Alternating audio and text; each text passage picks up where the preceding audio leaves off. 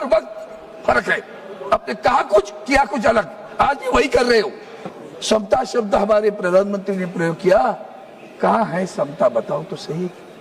हमारे महाराष्ट्र में महिलाओं पे अत्याचार हो रहे हैं, कलंकित कर रहे हैं महाराष्ट्र के हमारे। आप नहीं भूलना कुलदीप सेनगर, ब्रिजभूषण सिंह नहीं भूलना, महिलाओं के सम्मान करने वाले लोग हैं क्या? बलात्कारी बहुत प्यारे है क्या आपको? बलात्कारी प्यारे है क्या? किसी को बदनाम करना होता ना तो मैं तड़ीपार का नाम ले क्या? कौन तड़ीपार था? एफचिन भाई का नाम ले लूं क्या?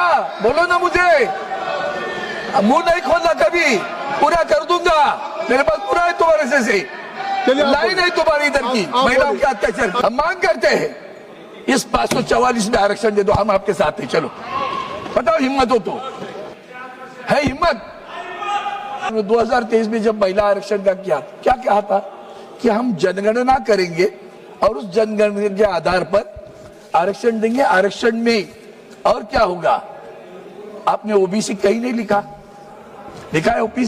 ओबीसी आरक्षण, SC ST ओबीसी का नाम ही नहीं पूरे कानून में, तीनों कानून में ओबीसी का नाम नहीं।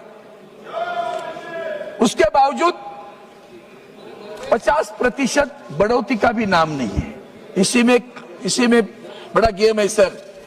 अगर 50% इंक्रीज नहीं हुआ तो कल को तमिलनाडु, हमारे साउथ के सारे राज्य जिनकी जनसंख्या कम हो रही है, सांसदों की संख्या कम होगी। देश को हम विभाजन की तरफ लेके जा रहे हैं। मैं सावधान कर रहा हूं। दक्षिण और उत्तर भारत, ये लाइन आएगी, महाराष्ट्र की कट हो जाएगा।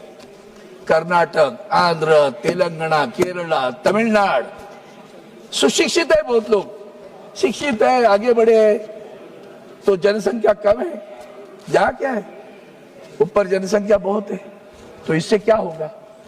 तो देश में विभाजन आ जाएगा।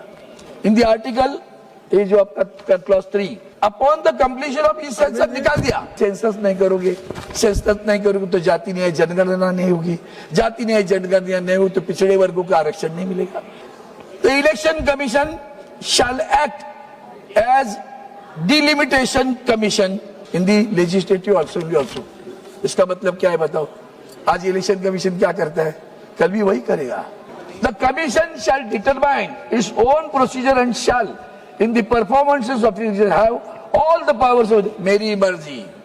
ये बताया ना, इंसल्ट किया उसने, ये मेरी मर्जी वाली बात है। तो इसलिए हम लोग विरोध कर रहे हैं, खास करके डिलिमिटेशन में जो आप ला रहे हो।